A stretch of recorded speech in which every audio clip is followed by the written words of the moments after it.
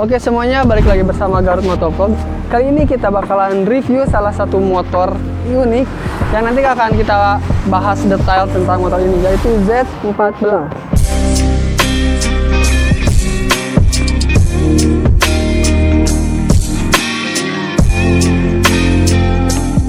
Untuk motor ini adalah keluaran dari SYM atau SM Sport. Nah, buat kalian yang masih awam tentang motor ini adalah motor pabrikan dari Malaysia yang semua spare partnya diimpor langsung dari Cina, namun dengan build quality yang bagus. Dari mulai pemasangan baut-bautnya, spare partnya semuanya menggunakan spare part yang paling baik di kelasnya. Dan motor ini juga sebenarnya sudah banyak populer sekali digunakan di Eropa, namun di Indonesia motor ini masih belum banyak diketahui. Oke, kita langsung aja bahas fitur apa saja yang ada di motor ini. Kita bahas dulu untuk bagian depannya. Untuk bagian bawah, motor ini dibalut dengan ban ukuran yang cukup gede, yaitu 90/100 di ring 14. Motor ini menggunakan tipe ban dari CST. Untuk peleknya dia menggunakan palang 5, namun dibagi dua seperti ini palangnya. Jadi terlihat lebih padat dan lebih berisi. Lalu untuk pengeremannya, dia menggunakan pengereman 2 pison dan sudah menggunakan ABS. Dan ABS-nya 2 channel ya, depan sama belakang. Lalu di bagian atas sedikit, di sini ada spakbor yang cukup gede juga. Suspensinya masih menggunakan suspensi teleskopik. Namun yang spesial dari motor ini adalah ada di bagian mesinnya, yang nanti akan kita bahas di akhir video ini. Untuk lampunya dia sudah menggunakan lampu yang gede. Di sini ada halogen 2 sisi, kiri kanan, dan lampu lighting serta lampu DRL yang ada di bagian atas ini.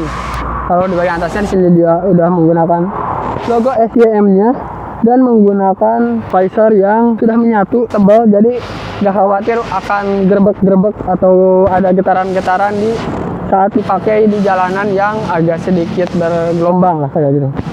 Lanjut ke bagian stangnya nih. Untuk bagian stang kemudi, untuk secara basic ini motor sama aja. Di sebelah kanan ya ada untuk starter, sebelah kiri di sini ada lampu jauh, lampu dekat, di sebelah bawahnya lagi ada untuk lighting, dan di bawahnya ada klakson. Namun yang unik dari motor ini adalah ketika motor ini on, nah di sini ada cetlekan. Ini kalau dibuka adalah, nah untuk membuka bagasinya. Cukup unik karena kalau misalkan di motor-motor gede gitu kan, di sini tuh biasanya lampu pasding ya, atau lampu hazard, lampu gede lah gitu, lampu jauh. Kalau di sini dia lampunya adalah untuk lampu untuk membuka bagasi. Jadi jangan heran atau jangan aneh jika kalau kalian masih belum terbiasa dengan motor ini, terus di jalan mencet ini akan terdengar bunyi klek, yang itu adalah berarti bagasinya terbuka ya gitu. Oke, lanjut itu untuk bagian panel instrumen yang ada di stand. Kita lanjut ke bagian tengah sebelum kita bahas fitur yang ada di motor ini. Untuk bagian tengah sendiri, di sini decknya dia terbuka kayak gini. Dan itu kalau misalkan buat ibu-ibu belanja ke pasar, ini kepake banget untuk deck seperti ini. Dan ini sangat unik sekali. Untuk Mediumatic dia menggunakan deck yang terbuka gini. Jadi kalau di Mediumatic yang biasa kan kayak Aerox gitu kan, NMAX, dia tanknya kan di tengah nih. Dan untuk bukaan tanknya dia ada di sebelah sini. Dan itu menurut gue secara akomodasi itu kurang terpakai ya, meskipun dibantu dengan bagasi yang gede. Di motor ini selain bagasinya yang gede, nah dia juga decknya lebar, jadi bisa muat apa aja dan cukup sekali untuk bepergian jauh, karena decknya ini bisa digunakan untuk beberapa banyak barang. Terus yang uniknya juga di sini dia ada cantolan. Nah, yang cantolan ini di desainnya unik banget, jadi bisa ditutup rapi kayak gini. Dan kalau misalkan mau menyimpan barang, dia bisa dibuka. Dan ini juga fitur yang tidak ada di Mediumatic yang lainnya. Terus di sebelah sini dia ada salah satu penyimpanan juga di sebelah kanannya. Nah, cara membukanya dia menarik kuat di sini, perlu buka. Dan di dalamnya ada apa? Di sini dalamnya ada power outlet untuk USB port ada USB port yang bisa kita on off kan. Jadi nggak asal on terus kita masukkan, tapi di sini juga dia ditambah dengan tombol saklar on off yang ada di dalamnya. Jadi lebih fleksibel lah kalau misalkan kita membutuhkan daya bisa di on off. Jadi nggak otomatis langsung nyambung kayak gitu. Lebih safety sih. Lanjut kita ke bagian bagasinya. Untuk membuka bagasinya sendiri dia ada dua mekanisme.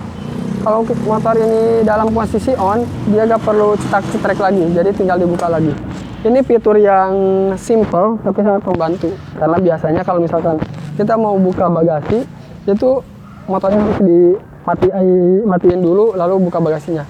Tapi untuk mempermudah akomodasi, asalkan motornya on, kita bisa buka langsung dari sini. Jadi nggak perlu matiin mesin motor, kita langsung buka. Dan bagasinya cukup gede. Kayaknya ini muat satu helm sih, dan di sini juga ada jendolan yang bolong gitu. Jadi untuk satu helm full face kayaknya masuk di sini. Kita coba dengan helm ini. Nah, dia masuk sempurna kan, dan masih bisa ditutup. Jadi untuk memuat satu helm di sini masih bisa. Tapi kalau untuk helm full face mungkin disesuaikan aja ukurannya. Asalkan diameternya masuk, kayaknya masuk sih karena dia juga ada colokan di jok sini. Lalu yang unik juga di bagian sini adalah nih, di sini ada saklar lock dan unlock. Ini saklarnya untuk apa? Jadi kalau misalkan kalian yang terbiasa menggunakan kunci rahasia gitu kan, biasanya menggunakan kunci rahasia tambahan simpan di jok, atau ada beberapa juga yang disimpan di mana diselipin. Nah, untuk motor ini dia udah include langsung dari pabriknya. Jadi untuk kunci rahasia ada di sini. Sehingga kalau misalkan ini di lock, dia gak bakalan bisa hidup. Tapi kalau unlocknya dibuka, mesinnya langsung hidup kayak gitu. Nah, inilah fitur-fitur sederhana yang sangat berguna di motor ini. Nah, di sini ada tutup tangki. Nah, kalau misalkan dibuka, dia ada lubang kunci tapi ditutup. Nah, cara buka tangkinya gimana? Dia bukan diputar ininya, bukan juga dicolok kunci, tapi tutup ini dia putar. Nah, baru kita bisa buka dan lihat di sini.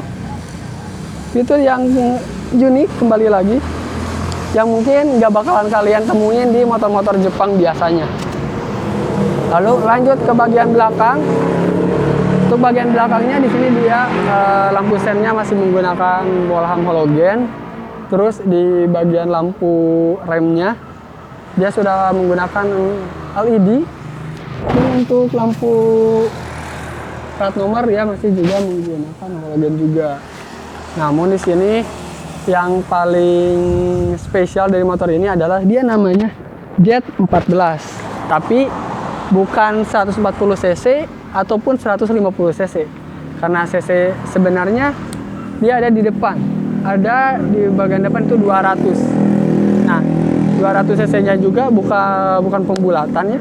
Karena dia menggunakan cc 160,88 cc kalau nggak salah, yang kalau dibulatkan menjadi 170 cc. Cukup unik karena identitas dari Jet 14-nya bukan menjadi patokan untuk cc-nya, dan untuk yang di depan untuk pembulatan 200 itu juga belum mewakili untuk mesinnya. Nah, untuk suspensi belakang dia sudah preload 1, 2, 3 titik, preload 3 titik, jadi dia bisa diatur untuk reboundnya seperti apa di preload ini untuk mengatur keempukannya. Dan yang paling membuat salpok adalah dia ada di bagian rem belakangnya. Kalau di kelas medium matic yang lainnya biasanya si remnya ini disimpan di sebelah kanan, tapi dia disimpan di sebelah kiri, menyambung dengan gardannya. Dan ini merupakan salah satu fitur yang emang jarang sekali diterapkan di motor-motor pada umumnya. Lalu ke sebelah kanan, jika di sebelah kirinya itu ada rem cakram, di sebelah kanannya dia ada ABS-nya. Jadi untuk sensor ABS semuanya disimpan di sebelah kanan. Jadi untuk fitur motor ini memang terlihat beda dari yang lain, tapi semuanya berfungsi dengan baik gitu kan. Semuanya berfungsi dan sangat membantu untuk memudahkan pengakomodasian baik untuk penyimpanan dan cara berkendara. Jika kita lihat juga di sini ada beberapa yang menurut gua lebih rumit dan tidak ada di motor yang lainnya, seperti untuk spakbor dia juga sudah menggunakan mudguard nih di bagian dalam. Jadi selain untuk menahan cipratan ke bagian boncenger, dia juga menahan cipratan untuk masuk ke bodi-bodi yang lainnya. Jadi untuk misalkan kita ke jalan di jalanan yang becek, cipratannya itu hanya paling sampai sini aja, tanpa harus ke dalam-dalam sini. Karena dia double proteksi untuk cipratannya, ada mudguard di bagian sini dan langsung dilapisi lagi dengan spakbornya. Untuk pengeluarannya, muffler atau knalpotnya dia terlihat gede banget. Kenapa?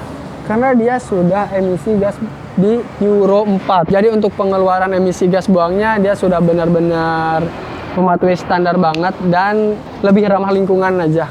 Dan di sini juga untuk filter udaranya ada 2 pembuangannya. Sini ada exhaust untuk masuk dan di sini ada untuk keluarannya. Ini double sih.